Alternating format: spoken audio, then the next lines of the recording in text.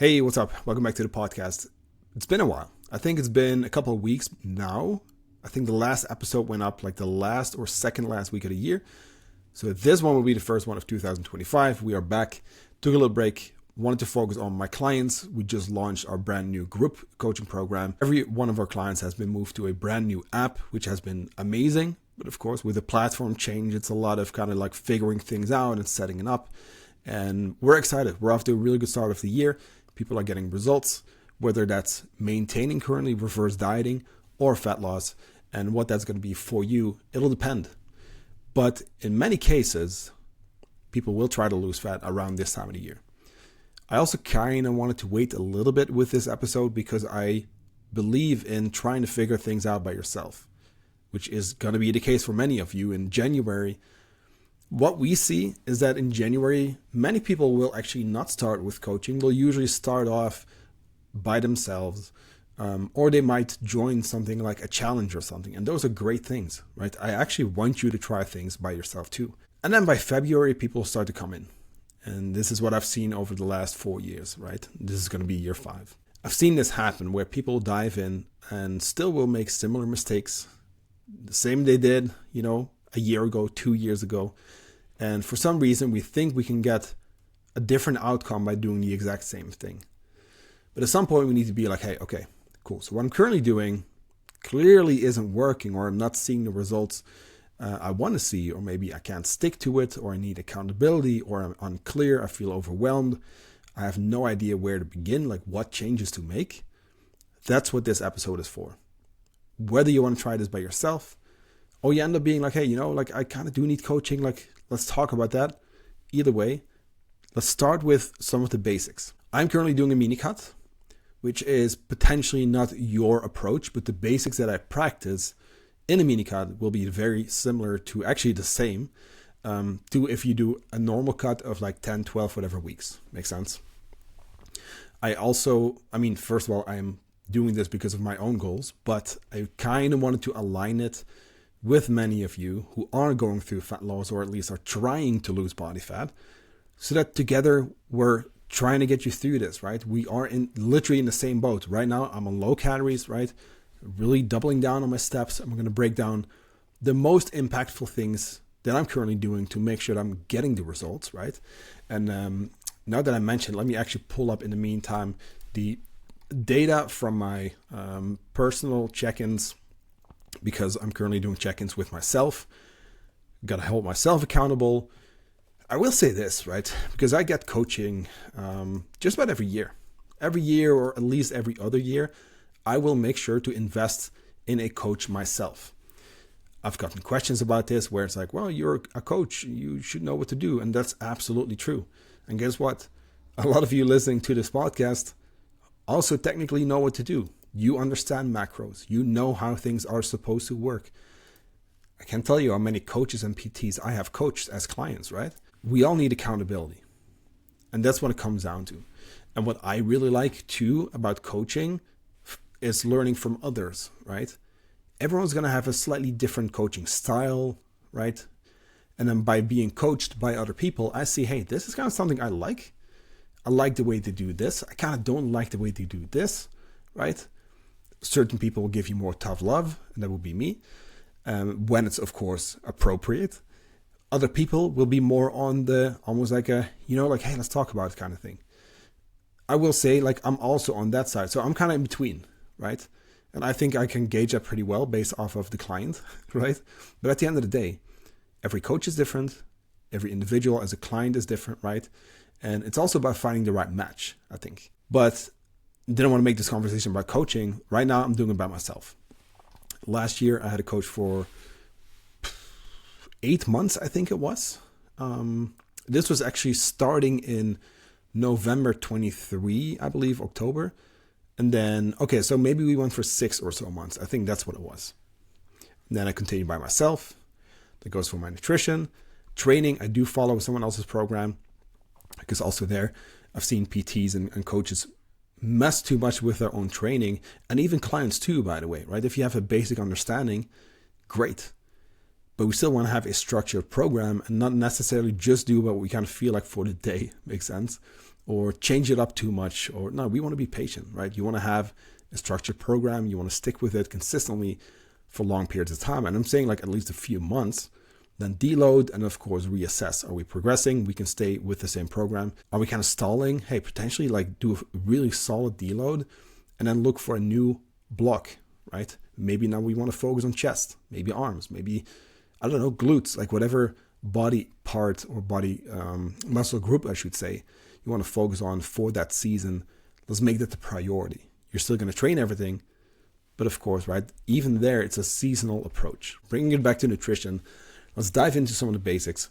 Before we do, I will drop my Instagram link in the show notes. I want you to know that I can answer any questions, right? You can ask me anything and I will get back to you. This is not one of those pages where, you know, you're being sold stuff right away. Like, no, I legit want to hear from you. I care about you and I care about what you want to learn about. And if anything, if you have a question or comment or topic, whatever in mind, if you let me know, I will literally record a podcast about this. Excuse me. So if you have a question and you literally want that broken down into like a 20, 30 minute episode, like let me know. I'll happily do it for you. That's the most important thing for me, to help you right now. That's why I wanted to do this episode right now, because I know many of you are trying to cut. And of course, if you do want to talk about coaching, you just let me know, right? I'm not here to try to like pull that out of you. I'll push people sometimes, right? Challenge you, and that's my responsibility as a coach. And I'm talking specifically with my clients, right? I'm gonna have to push you. We need to get uncomfortable. We need to try different things. It's gonna take time. But when it comes to saying, hey, I'm ready for coaching, right? Let's have a chat when you are ready for that. And if not, ask me a question. Questions are literally free. And I might just turn it into a podcast episode, you know, where you get a lot more help. So let's start with some of the basics. Little bit of background. So I had been building and gaining weight for just about 4 months, which I really like as a block for muscle gain. You can go longer. Technically, you can keep going quite a bit. However, at some point, you're going to notice you start to collect some fluff, let's say, right? We're losing definition, etc. With muscle gain comes a bit of fat gain. That's pretty much the case every single time. There are a few exceptions, but it's not to be expected.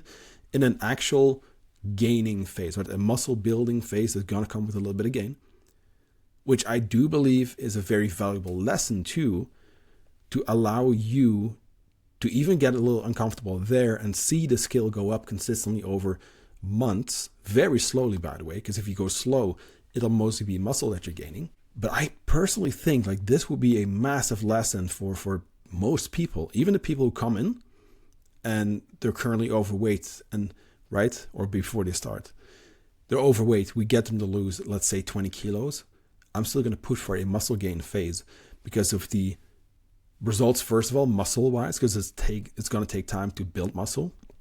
But also for the fact that you get uncomfortable and you'll see the scale go up and you won't freak out because you know it's part of the plan. I'm not saying that it's always easy, but being able to deal with that, so to speak, can be very healthy for you, because not only will you know how to lose body fat then and reverse diet out of that and maintain, you're even going to be able to say, cool, hey, I'm going to do a muscle gain phase, and you'll know how to do it properly without freaking out over the scale. You see, but I've been gaining for a couple months and I wanted to do a mini cut in January into February. So that is a 6-week cut for me, which is short. Mind you, I also don't have a lot to lose, right? That's the whole point here. The whole point is also to keep gaining after this. So context. I posted quite a bit about this in my Instagram stories early January. A lot of good feedback on that too.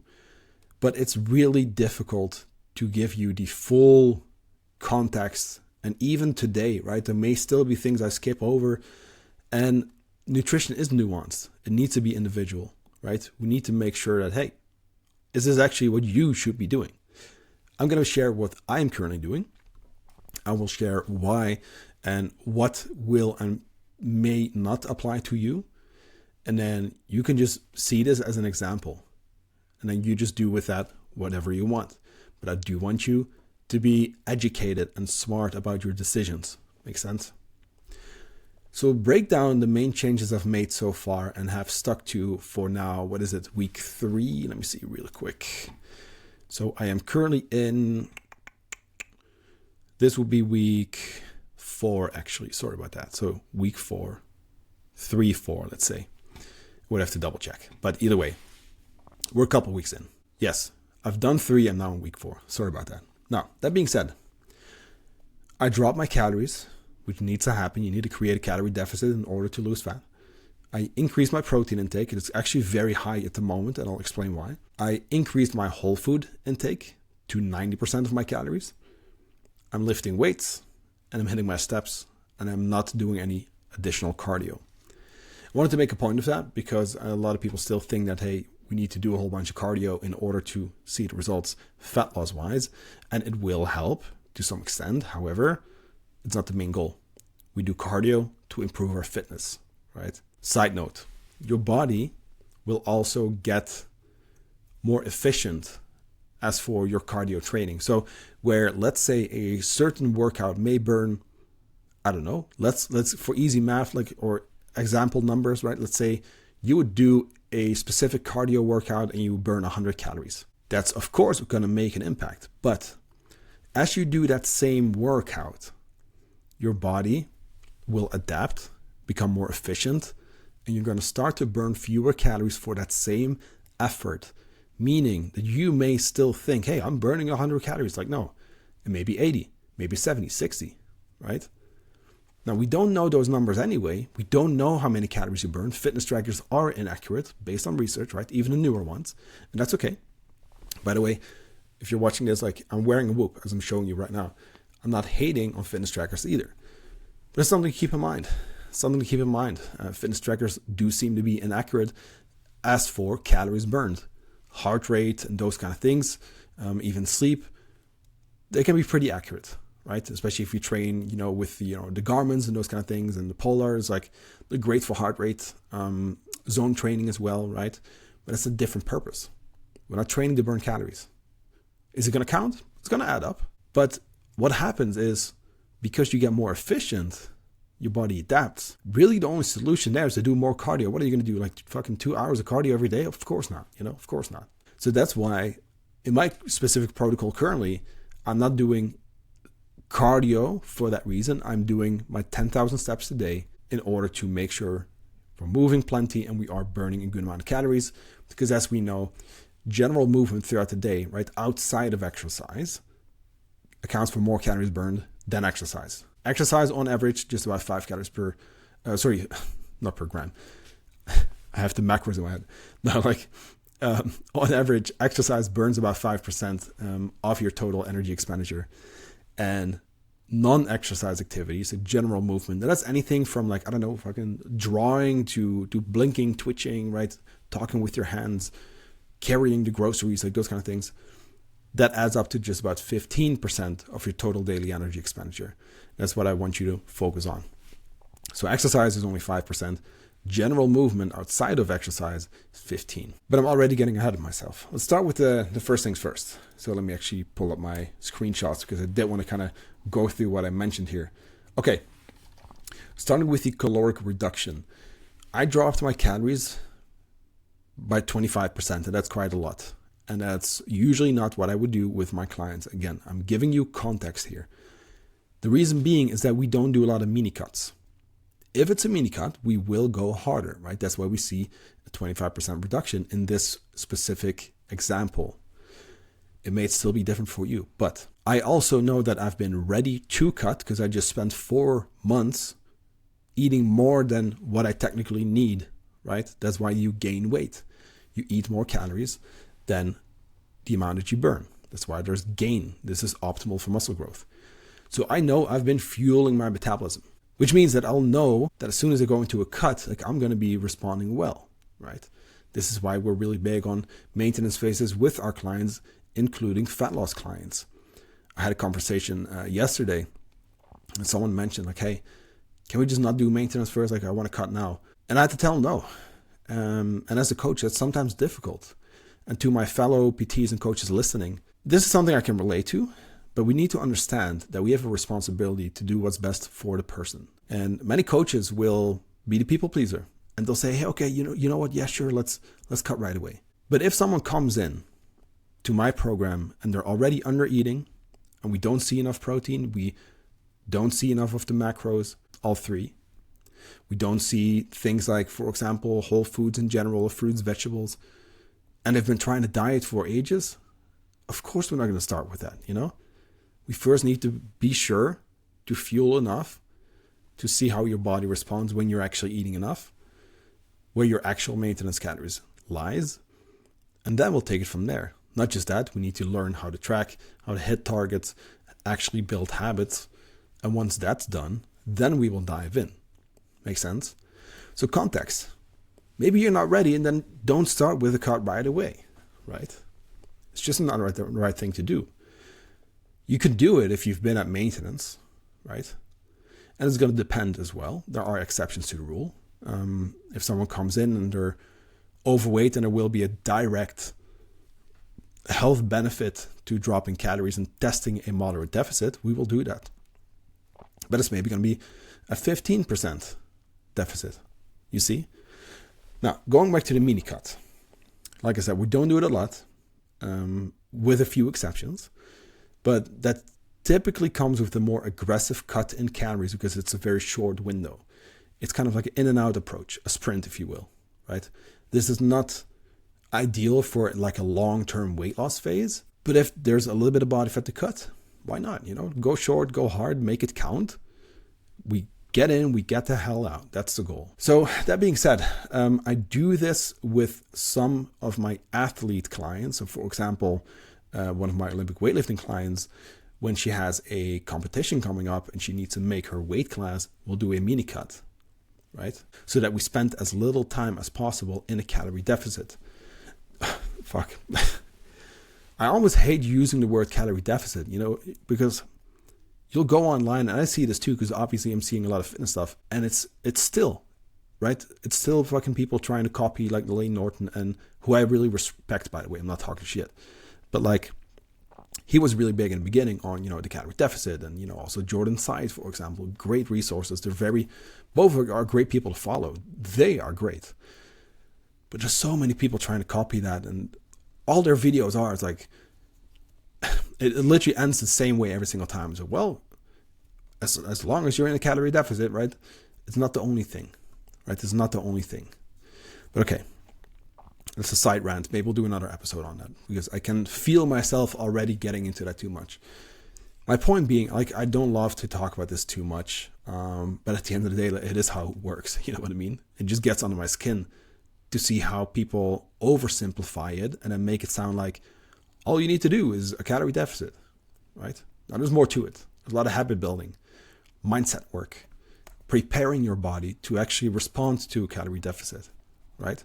But okay, the goal here, and in general, to be fair, is to spend as little time as possible in a calorie deficit, as little time as possible under eating, so that as much time as possible, we can fuel your body, we can nourish your body with the right foods.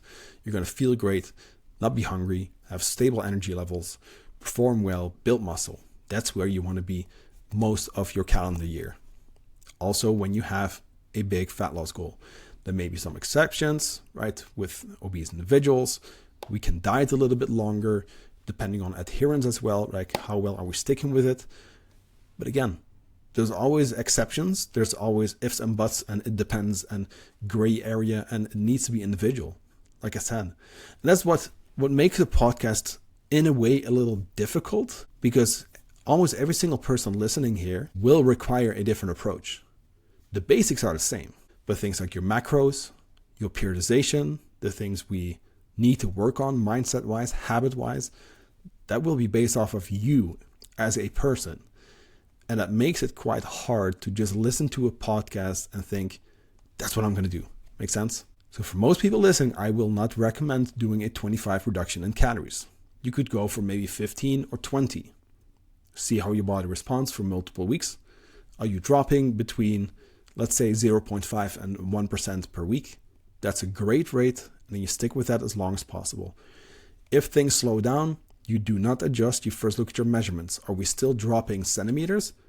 Cool. Then we're good. Make sense? let me see real quick. So talked about briefly the lean gaining phase I did. And like I said, it's not necessarily a strategy we use for people who are looking to lose more than, let's say, 5 kilos or like 10 pounds, right? Now, I increased my protein intake as well. So my protein intake was already at the optimal range of 2.2 grams per kilo of body weight.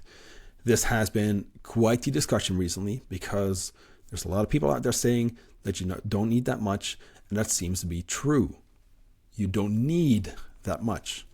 However, if we're trying to build as much muscle as possible, maintain as much muscle as possible, no matter what the phase is, high protein diets reap better benefits, results. I would say benefits too, right? For satiety reasons and stuff, but okay. Better results, like 10 out of 10 times. And also there's nuance. Because we can look at a fucking research study and say, hey, based on the numbers, like this is actually enough. Yeah, true, enough. But if we can introduce more protein to stay more full and to have a bigger chance of maintaining muscle, why not try it out? And by doing this, I recently, and this is just recently, it's a year ago, but I gained muscle in a calorie deficit, which is rare. Now, this was also in combination with my training where the volume went way up. So that was also a factor. There's two factors there. But if we can push protein a little higher, you're more likely to see optimal results. It may be more than you technically need, in quotes, also based on research, and I'm not shitting on research either, right? These kind of things need to be evidence-based. But evidence-based includes real-life experience. And I've seen this now with multiple hundreds of people over the years we've been coaching. And every single time we put people on a high-protein diet, they got better results. They were able to stick with it better.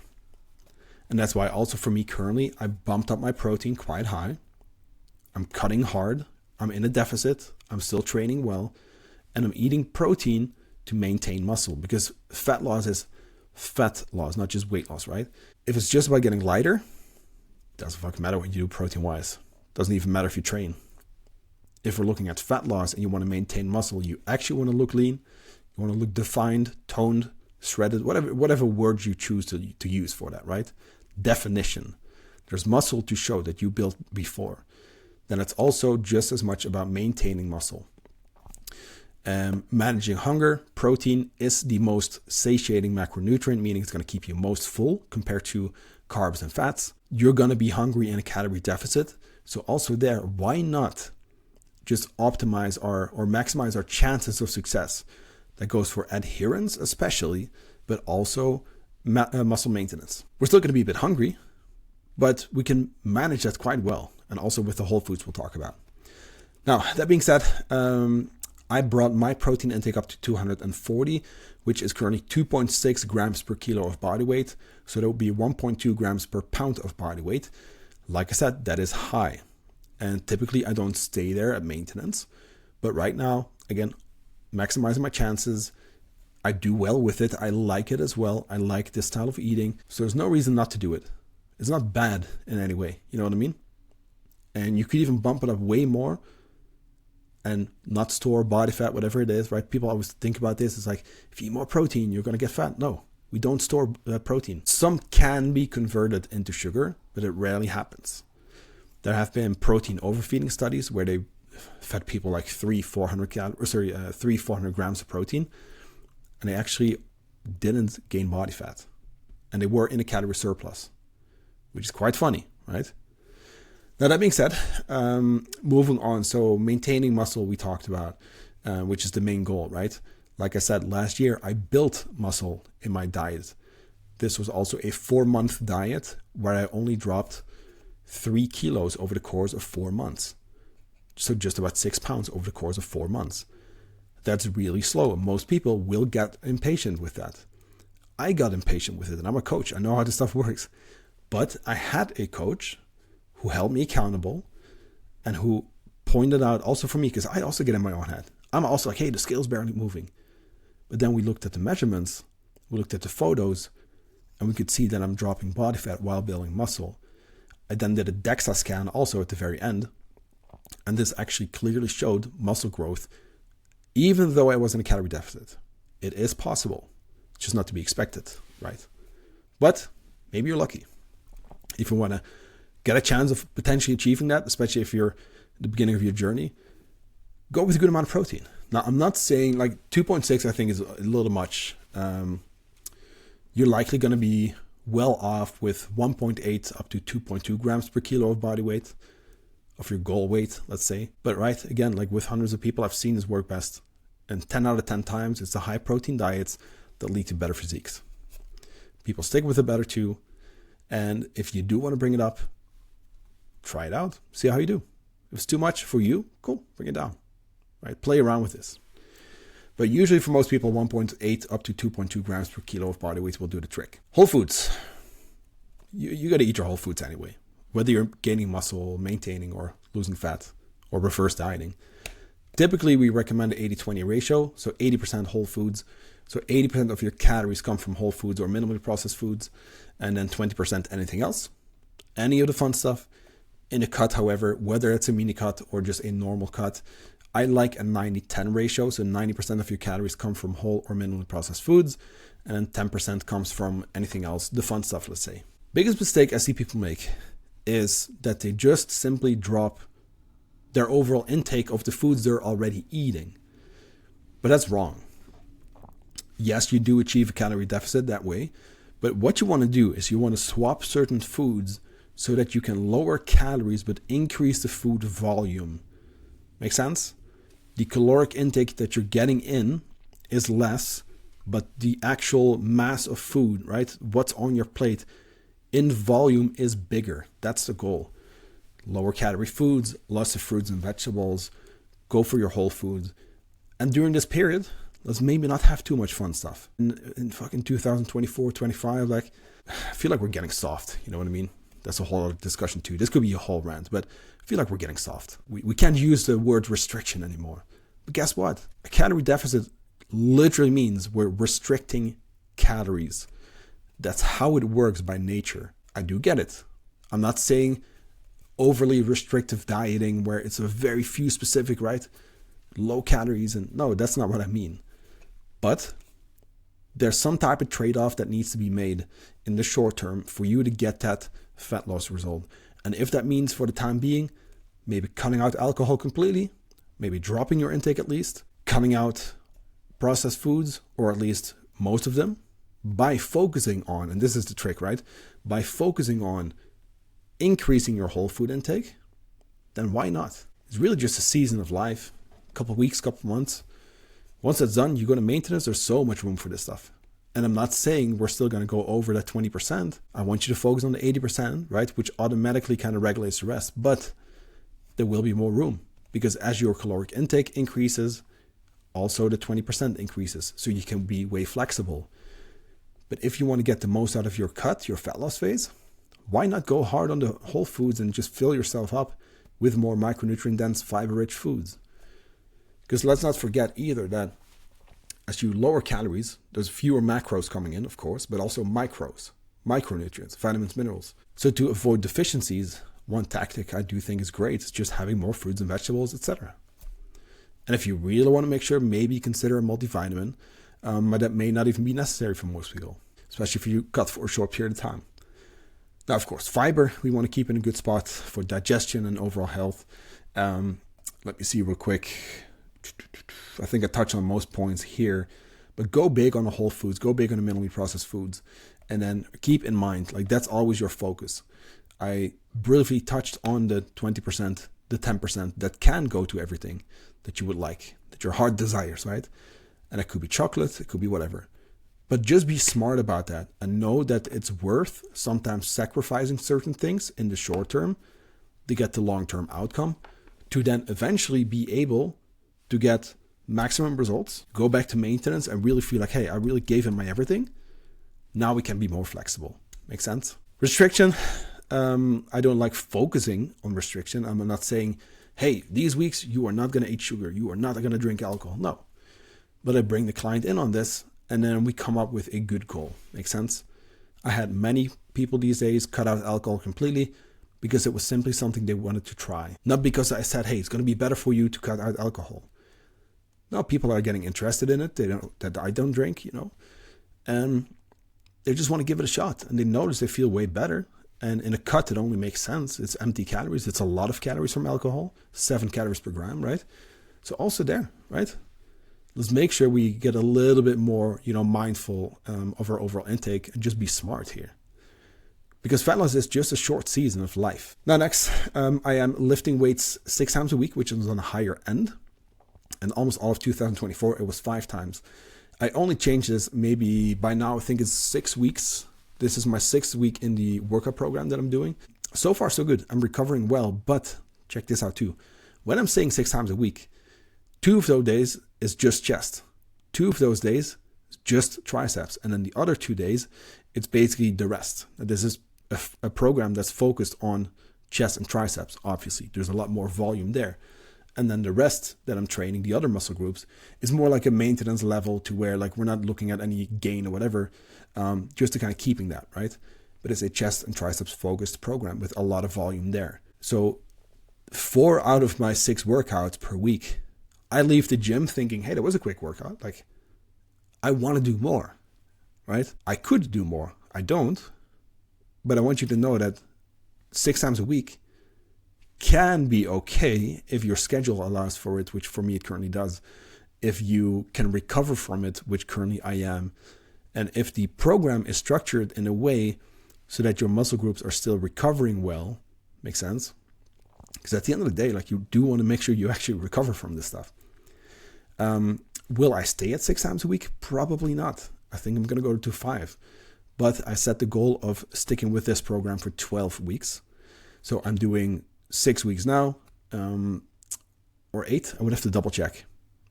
I might have to correct myself there. I'm doing this for 12 or 16 weeks, depending on how long one block is. And I would have to open my app for that, which is currently my phone recording, so I can't. So either way though, right? I'm doing this run twice. I'm sticking with the same program for 12 to 16 weeks to make sure that, hey, right, we really push the progressive overload. And I have been progressing up until this week, because right now I feel like the deficit is kind of hitting my performance, which makes sense. There's less fuel in the tank and I will get that back. But I feel confident in sticking with this program long, and then I'll switch it up and I'll probably go to 5 times a week. And then I want to do 1 cardio day per week. So I'll have 5 weight sessions, 1 cardio session, and then 1 full rest day. I will say too, right? If, let's say, I go hunting or snowboarding over the weekend, I will count that as my cardio day, right? And then I'll still have 1 full rest day. Let me see real quick. So when we're cutting, I just want to go over my notes. So when we're cutting, the main goal of training is to maintain what you've already built. This is not your time to go to failure. This is not your time to try and set a PR. This is where you got to put your ego aside and you just train to maintain your overall fitness level, your muscle maintenance. That is the goal. And then once we get back to maintenance, now we can start to push when there's fuel coming in. Make sense? Because as calories go down, your carbohydrate intake will go down together with your fats. Like I said, protein usually stays the same or even goes up. But those will drop, so there's less fuel coming in, meaning performance will start to drop at some point. And that's currently where I'm at. But you're going to get it back. You're not losing muscle. You're not losing all your performance. It's just for now. And then as you come out of that, now we can start to push, right? Let me see real quick. And I do believe it was 12 weeks, by the way. So I think it's 6 weeks. The last week is probably, so last week will be deload, and I'll do the whole thing again. And then I'll switch programs. We talked about the whole foods. And then last but not least, the 10,000 steps a day. For general health, 8,000 is plenty based on research. But 15% of the amount of calories you burn is general movement, just about 5% is exercise. And to keep my general movement in a good spot, I want to make sure that during the day I move enough to hit 10,000 steps. Super simple, right? In a way, like, we're making sure that we're burning a good amount of calories without truly knowing the amount, because we're not going to know. Guys, I was on a treadmill last week, and it counts the calories, and then I stopped. So I put my feet on the side to drink some water, and that counter just kept going, right? It kept adding calories. And I'm not even actually doing the running, you know what I mean? Or walking. So you see, like, it's not accurate. And we can't trust any device when it comes to that stuff. But by increasing your steps to maybe 10,000 during your cut, you know that you're burning a good amount of calories. That's just one metric that you want to control. So now we have X amount of workouts for muscle. We have this many steps that we want to hit every single day. And then the rest of the changes are going to be made through nutrition. 8,000 steps is good for health. 10,000 steps can help in your cut. And if you're very ambitious, maybe go for 12. But for me, that is a lot. And a lot of you, again, also working, desk jobs and those kind of things, it may not be sustainable for you. And last but not least, too, if your steps are way lower currently, typically what I do with my clients is first bring up their steps before dropping their calorie intake more. So if we can push the steps and they can make it fit in their schedule, so we don't have to drop food even further for now, that's going to be a great step as well. So see, there's a lot of nuance. There's a lot of ifs and buts and depends, and changes will be made based on where you are at, and nutrition should be individualized. And that's even what we're seeing right now. So of course, the Odyssey is currently in week 2. People are doing the question asking and those kind of things in the education in a group setting and the check-ins and stuff. But the nutrition is individual, makes sense. And over time, we're going to figure out what we need to work on. So that being said, as you're listening to this, keep in mind that what I just shared is just what I'm currently doing. I think for the general steps and training and, the protein, the whole foods, those kind of things, the basics, of course, those are all basically everything I talked about, right? They're all applicable, but you want to keep in mind that your caloric decrease may be different. Maybe you want to start at 15%. That would be great also. Maybe 20%. Depends where you start, Depends how much you've been dieting. Have you actually been at maintenance? Or should we do maintenance first for a month and see how you do then? Or maybe 2 months even. If people are actually chronically dieting, we got to go to maintenance to get your metabolism in a good spot, your habits in a good spot, get you feeling good before we go in. Protein, like I said, 1.8 up to like 2.2 grams per kilo of body weight, or that would be 0.8 up to 1 gram per pound of body weight, tends to be optimal. You could go higher if you want to, try it out. And that's the main thing, like try something, see how you feel, and then you can say, hey, if I feel more hungry still, let me actually add some protein, see if I feel more full. Make sense? Let me make some changes, see how I feel. Going back to the whole foods too. If you're currently doing 80-20, try 90-10. See how you feel with that, right? If you are working on your steps, try to bring it up to 8,000 at least. And then maybe push for 9, 10, or even more, depending on what you can actually do, right? Set a goal that's doable yet doable yet challenging for yourself. And then as for training, I don't think you need to do 6 times a week. I've seen most people do this the wrong way, to where the program does not allow for sufficient recovery, and they're just going hard 6 times a week, and usually that's too much. I think 3 to 5 is great for most people. It just really depends. Like I said, my schedule currently allows for it. I also love being at the gym, and a lot of workouts, like I said, they're actually very doable. Again, like I said, like 4 workouts out the week, as much as I'm drained, because I do go hard, you know what I mean? But still, like, it's a relatively short workout, you see? I'm not training for like 1 or 2 hours almost every day. Of course not, you see? So it depends what you're going to do with this. Now, if you have follow-up questions, if you would like to learn more about what you should do, if you need help, if you are thinking about coaching, whatever it may be, hit me up on Instagram. Let me know. And do me a massive favor too. Like, if you've made it through this whole episode and you're still listening right now, just shoot me a quick message on Instagram and let me know that you checked out this episode, and let me know what you think. And let me know if you have follow-up questions, and if you want to learn more about specific topics, or if you have any suggestions. Because like I said in the very beginning, if you have questions and topics, etc., I can literally take that and turn it into like a 20, 30, in this case 40-minute episode, where we can just have a chat and give you the context and give you the nuance that nutrition does come with, so that you hopefully will get more clear on what you need to do.